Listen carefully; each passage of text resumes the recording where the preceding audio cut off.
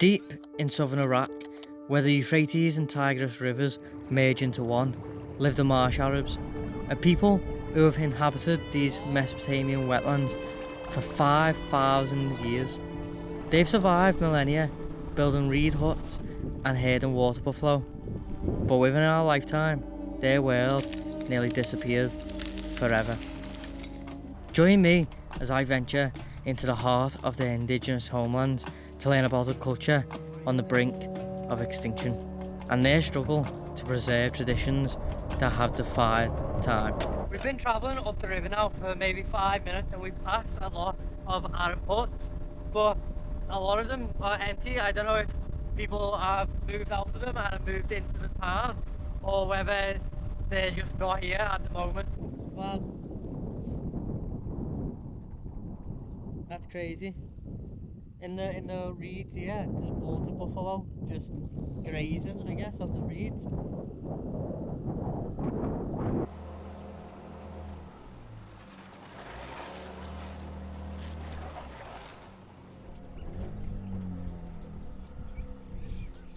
We've stopped now at one of the huts. I think it's a farming hut. There are water buffalo in like a fenced off pen, maybe with some chickens and stuff.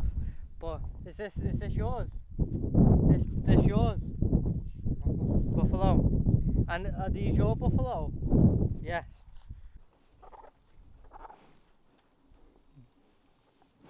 So what the tour guide just told me is that these water buffalo are baby buffalo, so they get kept here whilst the adults are out in the marshes. I feel so sad for them that they're locked away. There's maybe about 10 or 15 in there.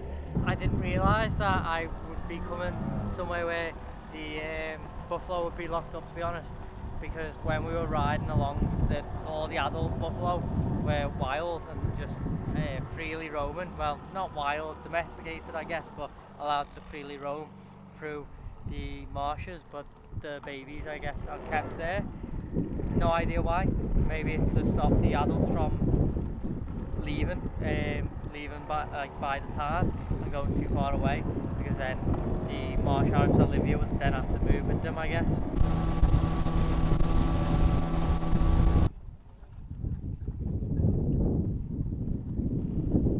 We've arrived at another stop where we will get to speak to some of the Marsh Arabs that live here. Salam. Salam. What is your name? Your name? My name? Craig? Nia? Zain. Zain. It is nice to meet you, Zain. Where are you from? Britannia. Britannia. My name is Zain. Mu'ammal. Oh, Mohammed. Mu'ammal Munte? Mu'ammal. Rava. Rava. Rava. Rava. Yes. Oh, I've got these. He's trying to sniff me pockets and see if I've got any treats. He's cute. Is it okay to ask you a few... Oh! I'll be careful. Is it okay to ask you a few questions? Tamam. Okay. Have you lived here your entire life? Naam. Have your ancestors lived here for thousands of years? Naam. The Marsh Arabs, natively called the Madan, are the descendants of the first civilization in human history, the Sumer. The Sumerians invented writing and the wheel, and were the first people to inhabit the marshlands, making the Marsh Arabs their closest living relatives. However, roughly 1300 years ago, the Arab conquest brought mass Arab migration to the lands surrounding the marshes, and over time, the native Mesopotamian people adopted Islam and a dialect of Arabic, giving us the Marsh Arabs that exist today. Could you tell me a bit about your daily life? What do you do when you wake up in the morning until you go to bed? نقعد الصبح بالستة نحلب الحلال جاموس ونعلفه ونوب نثوره للهور يعني يرحل للهور. So do you work in the town or do you make money from the buffalo milk? من حليب الجاموسية، الجاموس نبيع حليبها طفلها يكبر ونبيعه Could you tell me a little bit about the history of the marshes? قبل الأهوار الماي هواي أكثر من الحالي، ودغر يعني هواي وأسماك قبل وطيور. هسه حاليا كله قل، من قل الماي كله قل. The drainage of the marshes started in the 50s for land reclamation and oil exploration. By the 90s, 30% had been drained, and then the 1991 rebellions happened against Saddam Hussein, in which the Marsh Arabs rebelled too. In retaliation, Saddam exacerbated the marsh drainage, and within 10 years, the marshes fell to just 10% their original volume. This ecocide led to the extinction of over 50 animal species within the marshlands and the ethnic cleansing of the Marsh Arabs. Could you tell me what it's like growing up here in the marshes? Do you go to school as kids? اي نعم، كنت غادي في العمارة، غادي محافظة العمارة، وكنت أدرس ميسان. كنت أدرس 4 سنين، ضليت بالأداوم، وإنه بطلت وجيت لجاي الحلال ساعد أهلي. So why have you decided to stay in the marshes and not move into the town? جيت أن أساعد أهلي هنا بالحلال. And are you proud of your heritage, of this UNESCO World Heritage Site and the history that you and your ancestors have? اي نعم، فخور فخور. Are there any questions you've got for me as a tourist here? هل متزوج؟ No, I am not married. عندك صديقة؟ A girlfriend? No, لا. أنت متزوج مؤمن؟ Do you? أنا متزوج، عندي 2 جهات. Your child? No, your brother, yes. It must be amazing being here to watch the sunrise and sunset. Yes. No. Do you like football? Yes. Messi. Barcelona. Me. Liverpool. You know Liverpool? Oh, you for Mohamed Salah. Yes. Liverpool. My Medina. مدينة ليفربول. Liverpool. Van Dijk. Van Dijk. Big. Mo Salah. Gakpo. Szoboszlai. كذا عربي. Trent Alexander-Arnold. Trent. Yes. Alisson. Nunes. McAllister. Nunes bad. But we love him, but he is bad. Nunes. Boo. يقول جدا I got this way. Oh, okay. They did invite me into their home. We're going inside their home now. Salam. Is it okay if I film? Are you okay? Salam. Should my shoes be off? Shoes off? I'll take my shoes off. Do you have a toilet here, or do you just go in the marsh? In the marsh? Okay. Where do your parents live? Medina. Are there any families of Marsh Arabs that still live in? Oh no, but still living here. Oh, okay. So you will go, but you stay. And are these your brothers? Yes.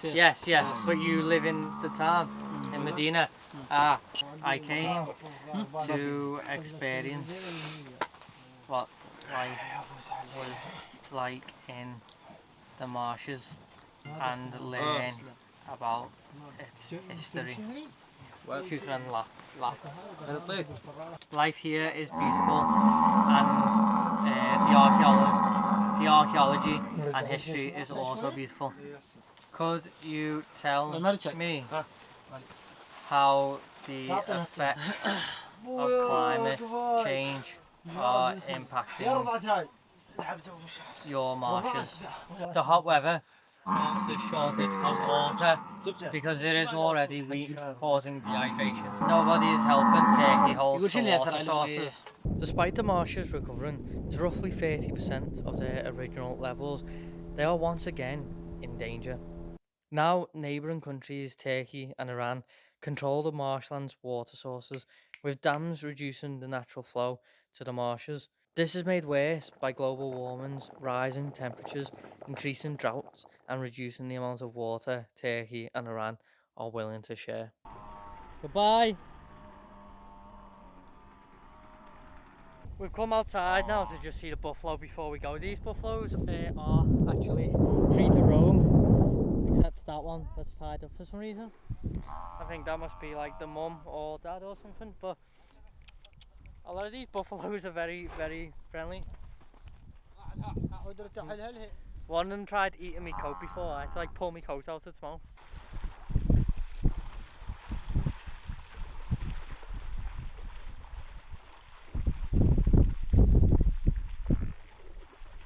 Okay, so it turns out that tourists can no longer stay here in the marshes as the police no longer allow it. So we have to go back towards the town, and I'll be staying at like an eco lodge that's designed kind of like these, but next to the town, away from the actual Marsh Arabs.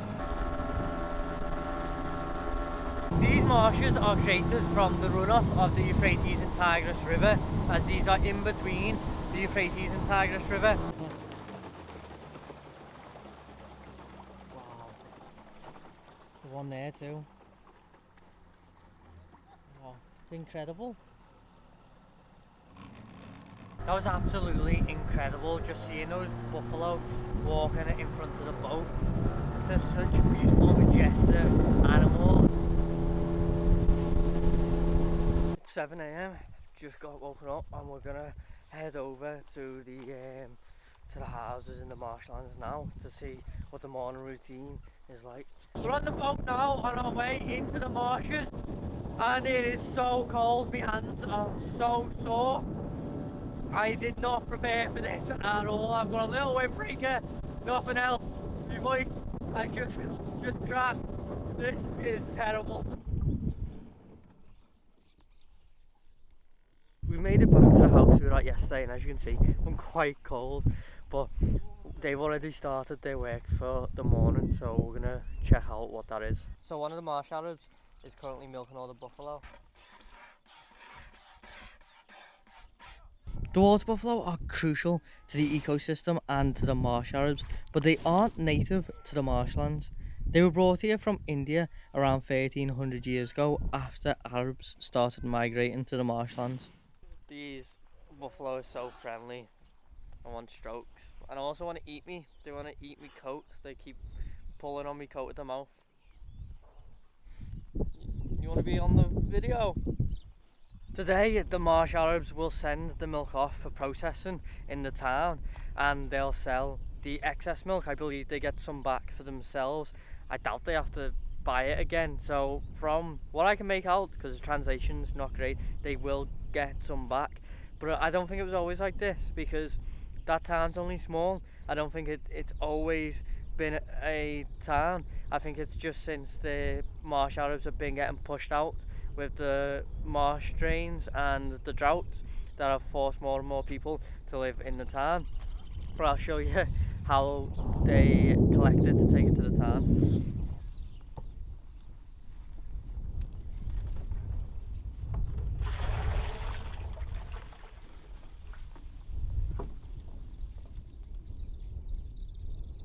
I was saying to the Marsh Arabs that it's so sad that you send the buffaloes off to be killed for food, and that hopefully one day you won't need to do that, and you can just be the protectors of the marshlands who live here to protect the buffalo and preserve the ecosystem for future generations. They finished for the morning now. They've been working since 7, it's now 9 o'clock, so it's taken them 2 hours to milk all the buffalo that need milking. I don't know if they'll then milk them again later on tonight.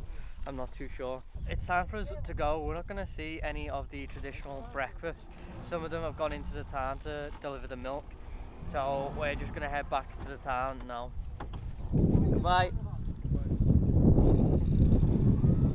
A lot of the Marsh Arabs that live in this part of the marshes near the town no longer live in the marshlands full time. A lot of them have houses in the town, and they come out here to milk the buffalo, or they will come out here for a day or two at a time to milk the buffalo, but they'll eventually go back to the town. However, the marshes are huge and spread across a lot of the southern part of Iraq. So deep inside the marshlands, there will definitely be thousands of Marsh Arabs that live out there full time.